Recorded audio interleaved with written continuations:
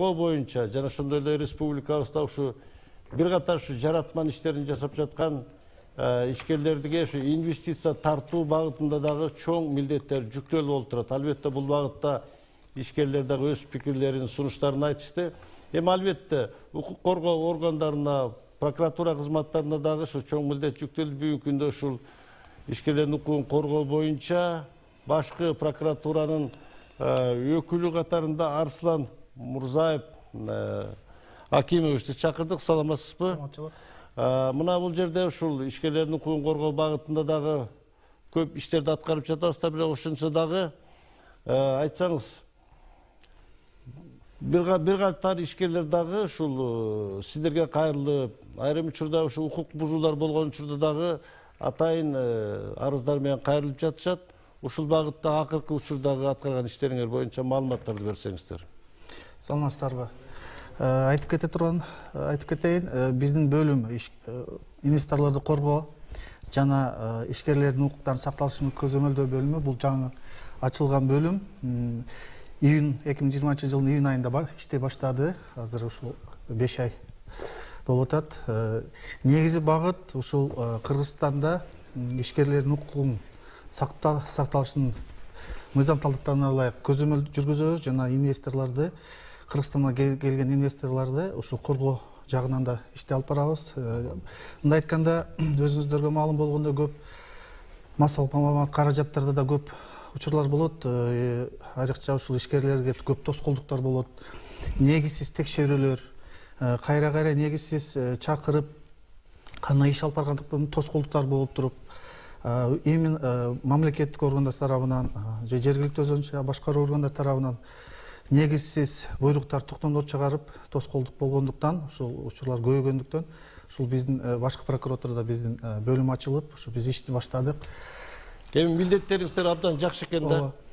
Ишкерлерге түздөн түз колдоо көрсөтүп, ошондой эле мындан ары ушул жаратман эмгегине бир тоскоол болбой тургандай жакшы иштерди башаты жакшы экен да. Ошол кандай жумуштарды ушул учурда аткардыңыздар деп ойлойм. Ушул күнгө биз карата биздин бөлүм тарабынан 42 арыз даттанууларды караганбыз. Алардын ичинен өзү бөлүм тарабынан өзү негизинен карап туруп 3 прокурорлук акты келтиргенбиз. Бир мыйзамсыз буйрук чыгарганга биз каршылык билдирүү келтирип, ал буйрук жокко чыккан. Мындан сырткары бир сунуш конкреттүү айта аласызбы же азыр аны айтууга болбойбу? Эми ал жеке ишкерлер болгондуктан биз неме кылып атабыз, себеби биз жеке ишкерлердин өздөрү элибиз телекөрүүчүлөр туура түшүнөт болуш керек. Ооба. Анан негизсиз текшерүү болгон, анга биз сунуш келтирип, сунуш негизинде 2 кызматкер, мамлекеттик кызматкер дисциплинардык тартипке тартылышкан. Аны айтып койсом, бул телерадио компанияларды текшерилген учур болгон экен. Текшергенде дагы мыйзам талаптарын бузуу менен текшерүү болгон, негизсиз текшерилген, мыйзам талаптары бузуу менен биз сунуш келтирип, ошол сунуш негизинде мамлекеттик кызматкер тартиптик жоопкерчиликке тартылган. Мындан сырткары да бир кече жакында да биз СЭС Бишкектин ишкерлер бизге кайрылган жакында. Аябай көйгөйлүү маселени көтөрүшкөн. Булар себеби билесиздер, ИАЭСтин немесине кирет. Ал жакта бир көйгөйлүү маселе болгон. Биз текшерип, жыйынтыгында биз бир талап келтирдик. Ушу мыйзам талаптарына ылайык ишти алып баруу жагы биз ошол таможня органдарга келтиргенбиз. Ошондой азыркы негизи биз ушул кандайдыр арыздар болсо биз бөлүм тарабынан толук ар тараптуу текшергенге биз иштеп атабыз. Дайыма 9-дан 6-га чейин, то есть жумуш убагында иштеп атабыз. Бизге кайрылган учурда биз дайыма кабыл алабыз. Оперативдүү. Ооба. Ал эми райондордо, региондордо арыз даттануулар келген учурда биз түздөн түз региондун прокуратура кызматкерлери менен байланышып, тапшырма берип туруп, контролго алып туруп, ишкерлердин же инвесторлордун кандай бир укугу бузулган учурда биз талап коюп атабыз. Мыйзам талаптарына ылайык ишти алып баргыла деп. Рахмат. Эми сиздерге дагы суроолорубузду дагы маегибизде улантып беребиз деп ойлойм. Мына биздин катарыбызда да жаңы келип кошулду. Биздин ишкерлердин өкүлү катарында Адилет Абдылдаев, ишкер катарында ошондой эле коомдук бул жаштар активисттердин катарында да бир канча жумуштарды аткардыкса, жалпы эле ушул багытта сиздер дагы ишкер катарында ишкерлердин укуктарын коргоо багытында бир чоңураак өтө бир таасирдүү иштерди ушул прокуратура кызматтары жасаш керекпи? Ошондой эле финансылык чалгындоо иштери бар, булар жасаш керекпи? Учурда ушул өтө бир маанилүү деп эсептейсизби? Эң маанилүү албетте биринчиден баарыңыздарга саламатсыздарбы? Бүгүнкү чакырылып аткан конокторубуздагы баягы мына азыркы бийлик келип акыйкатчылыктын орноп турган мезгили десем туура жаңылышпайм. Бул биринчиден бул мурунтан бери керек нерсе болчу да. Бул коом менен Генеральный прокуратура, каржы полициясы биргеликте иштерди алып барып, жанагындай жөндөн жөн эле текшерүүлөрдү ошолордон алыстатып, андан тышкары бизде буга чейинки башаламандык болуп, жанагындай рейдердик басып алуу, ар кандай коррупциондук иштер менен иш кылып, инвесторлорубуздун көптөрү биздин мамлекеттен чыгып кеткенге мажбур болушкан да.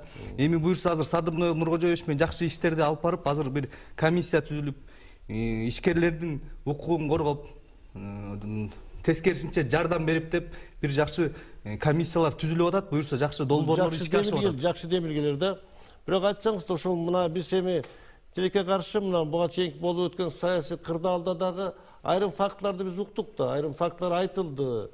Ошондо дагы ошо жана өзгөчө рейдерлик басып алууларга аракет кылгандар болушту. Ошолорго өз учурунда алар арыз менен кайрылганда прокуратура органдары, милиция органдары өз убагында бир чара көрдү деп айта алабызбы? Жок, ал убакта өз чара көрүлгөн жок. Анткени бир жеке бир саясий кызыкчылыктар менен бул нерселер көздөп келгенде, өзүнүн баягы чөнтөгүнө же болбосо бир өзүнүн кызыктары үчүн бул ошол иш иштеп келген. Эми буюрса андан ары мындан ары иштер ачык айкын элге, мисалы азыр деле президентибиздин милдетин аткаруучу премьер-министр Садыр Нуркожоевич айтып жаткандай, ар бир журналисттерден бери, эл өкүлдөрүнөн бери, коомдук активисттерден бери ушул иштерди ачып, фактыларды көрсөтүп, ачып барын элге жарыялап берсе, бул сөзсүз түрдө каралып, буга мамлекет жактан жардам берилет жана кепилдик берилет деп азыр сунуштар түшкөн. Аны эл журтубуз баары эле билип калды. Буюрса азыр жакшы иштерди кылабыз. Мына айтып аткандай Сез Бишкек боюнча башынан бери эле мен айтып келе жатам, ошол жерде кандай коррупцион ошол иш боюнча жакшы аралашып калдыңыз. Аралашып калдык. Ал жерде да көптөгөн коррупциондук системалар бар. Андан тышкары көптөгөн инвесторлор качып кетип жүргөн, захваттар болуп жүргөн. Ошол иш боюнча буюрса жакшы иштерди алып барып, мына биргеликте тыгыз байланышта биздин элдин үнүн, ишкерлердин үнүн каржы полициясы, Генеральный прокуратура баары түздөн түз билип, ачык айкын болуш керек иштин баары кандай болуп атканын коомго жарыялашыбыз керек.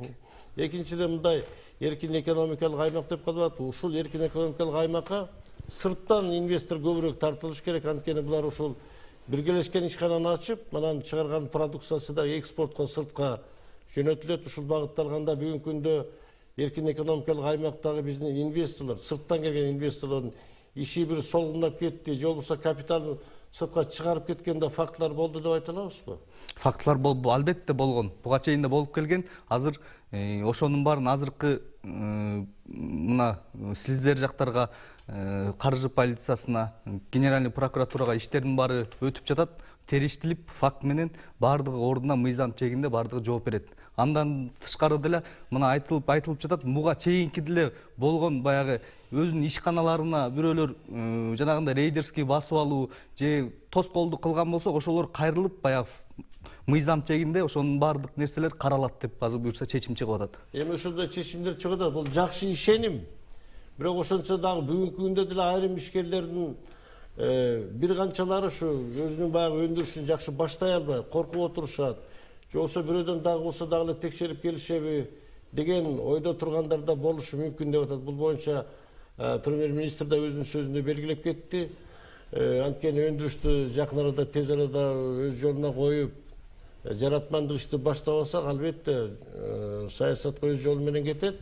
Бирок ишкерлерге мындан башка да кандай көмөк керек деп ойлойсуз? Мындан башка азыркы учурда бул баягы коопсуздук жагынан болуп атат да, ишкерлерге кепилдик берүү жагынан. Мындан тышкары финансы жагынан азыр көптөгөн элдер бизде элдин баары эле кредит менен иштеп калышкан.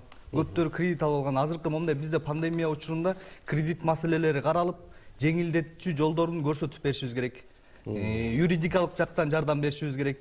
Андан кийин эле түздөн түз кепилдик берип, силерди жеке ишкерлерди коргоп турса, ишкерлер иштейт. Эң экинчи маселеси ошо финансы жагынан, кредиттер жагынан, акча жагынан дагы каралып, ошол жеринен дагы колдоо керек.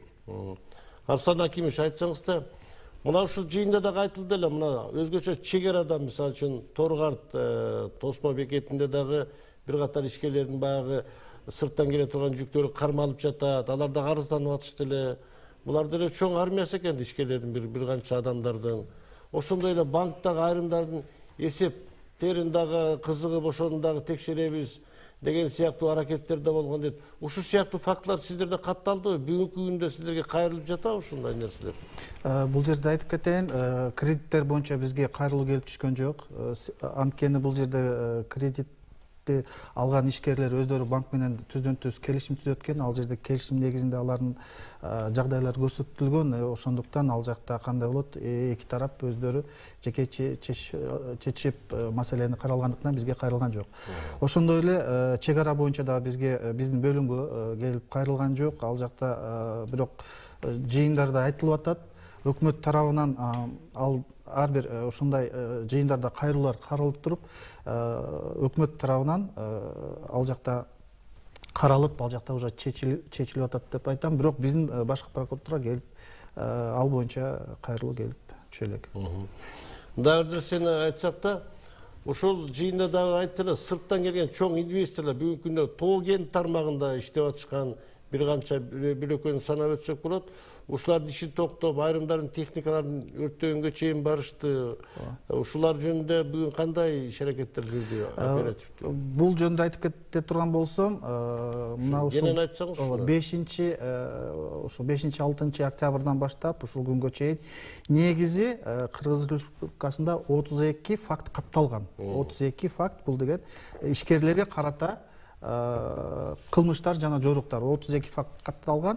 Өзүңүздөргө белгилүү, бизге жаңы кодекстер киргенден баштап азыр ар бир келген кайрылуу катталат КЖПКРга, кылмышты жана жоруктардын бириктүү реестрине катталат и тергөө амалдары жүргүзүлөт.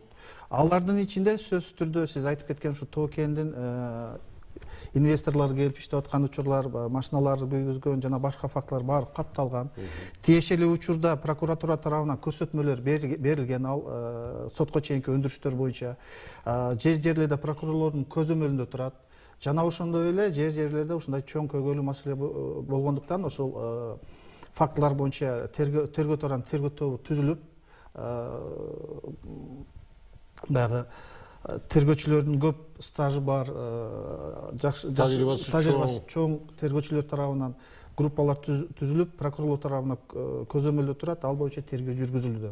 Азыркы учурда айтып кете турган болсом, ал жерде экспертизалар дайындалган, канча зыян келтирилген ар бир факт боюнча тергөө амалдары жүргүзүлдү. Ал боюнча калып кеткен жок, көзөмөлдө тергөө амалдары жүргүзүлүп атат. Сизде кошумчалайсызбы? Кошумчалай кетчү нерсе, буга чейин бул күч органдарынын прокуратура кызматы, каржы полициясы буга чейинкиде баары элдин баары билет. Баягы өз саясий кызыкчылыктар менен аракеттер кылып келишкен. Көптөгөн иштердин баары көмүскөдө калып кеткен, көптөгөн иштердин бети ачылган эмес.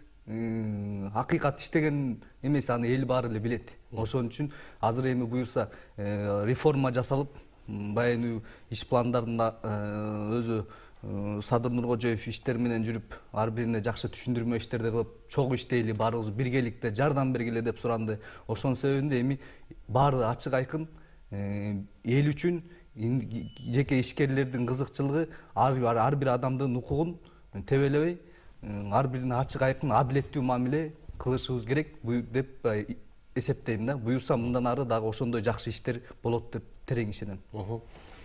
Айтсаңыз, Арслан Акимович, мына башкы прокуратуранын жетекчилигине дагы жаңы адамдар келди. Бүгүнкү күндө ишкерлер айтып атышкандай, албетте мындан ары бир объективдүү, түз, ак ниет жасап жаткан иштерде бир кайсы бир деңгээлде өзүнүн жемишин бериш керек.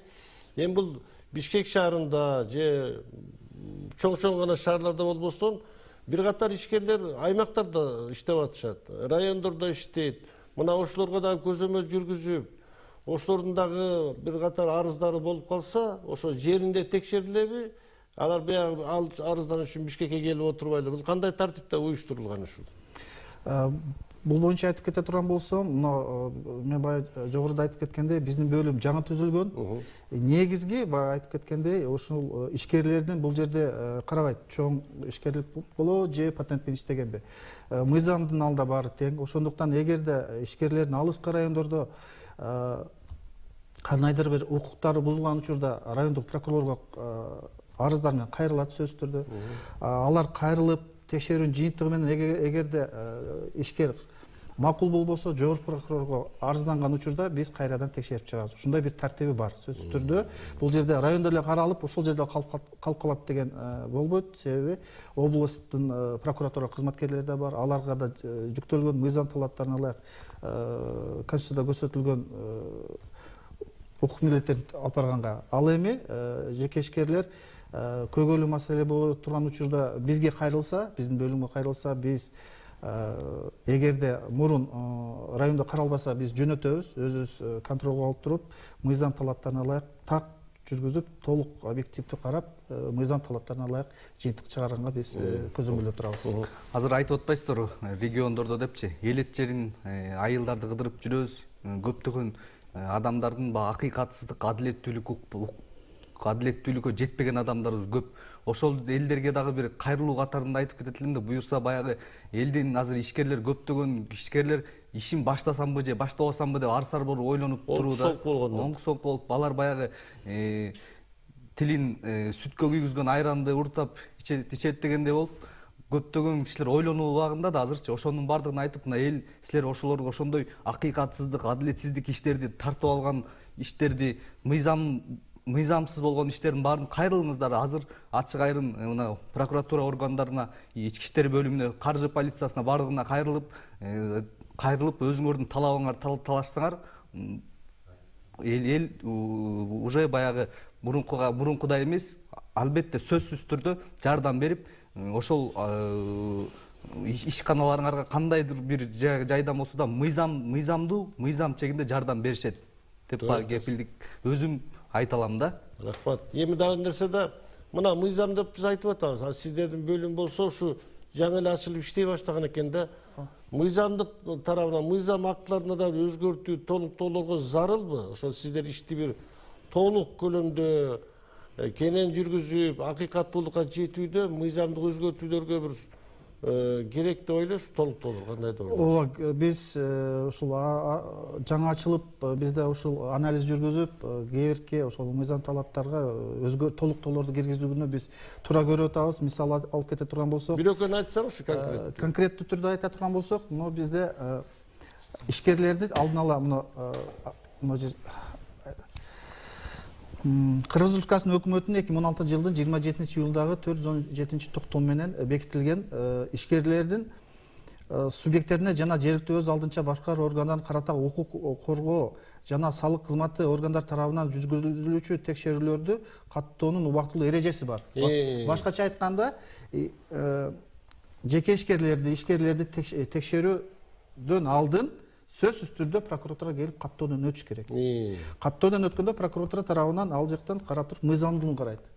Мыйзам талаптарына ылайык текшерүүгө барып атабы же жөн эле барып туруп эле мыйзамсыз, негизсиз текшерүүлөрдү болуп атабы. Ушул эрежеде айтып кетет элем, 4 негиз бар биз каттабагангачы, каттоодон баш тартканга. Ал эми ошолор кайсылар 4 негиз? 4 негиз бар. Аз мен ушул жерден окуп эле берейин. Себеп ишкерлер өздөрүнүн ушуну билип койсо. Билип койсун да ошо ишкер. Кыскараак окуп берсеңиз, айтып берсеңиз, же мындай эле сөз менен айтып бересизби? Азыр кечиресиздер. Так. Алар болсо ведомство саналба, эгерде объект ведомстволук болуп саналбаса, тергелген кылмыш ишин кошо алганда болуп атат. Негиз болот. Объекттер айтып кетейин, кайрадан текшерүү болсо, мисалы ал периодду кайра текшерип дагы келип текшерген учурда болот, же болбосо ошол актысыны туура эмес толтурса, ал жерде ИНН-сына же убактысын көрсөтпөсө, кол жок болсо, негизсиз ошол кетип аткан предписанияны туура эмес толтурса. Мисалга айтып кете турган болсок, Казакстанда 17 негиз бар. Бул жерде ушул ишкерлердин укугун коргоо. Эми урматтуу телекөрүүчү, мына ушу ишкерлердин укугун коргоо боюнча, ушу инвестицияны да коргоп, бүгүнкү күндө ушу экономикага чоң салым кошуп аткан чоң жумушта дагы албетте сиздер ушу дайым эле жашырынып отурбастан ушу башкы прокуратурага, ошондой эле каржы полициясына өз убагында кайрылып, туура маалыматтарды берсеңиздер, албетте сиздердин жумушуңуздарда дагы жакшы жыйынтыктар болот деген ойдобуз. Анда ушу менен көрсөтүү соңуна чыкты. Саламатта калыңыздар.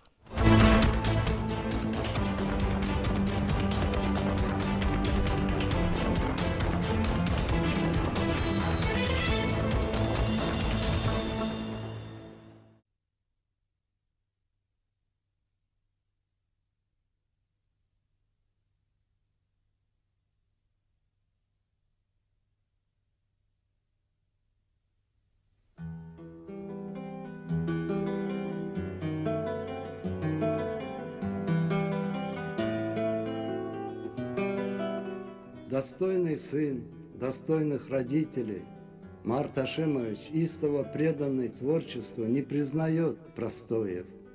Он постоянно в работе, он постоянно востребован.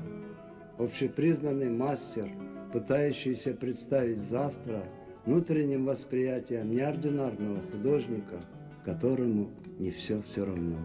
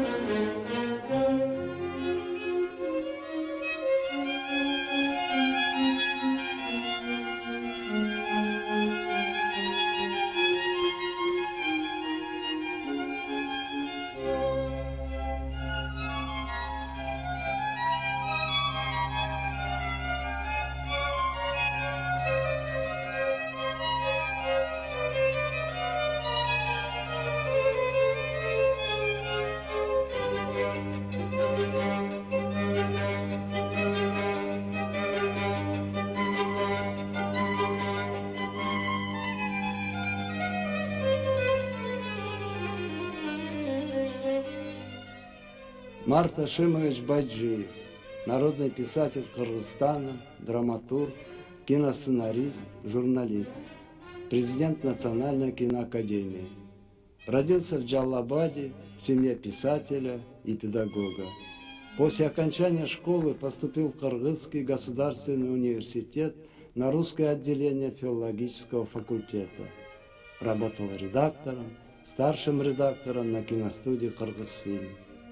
Учится и заканчивает в Москве высшие сценарные курсы. Работает заместителем начальника управления по делам искусств. В начале 70-х является собственным корреспондентом литературной газеты по Киргизии. Опубликовывает сборники повестей и рассказов, занимается переводческой деятельностью, пишет пьесы и киносценарии. Все считают Мара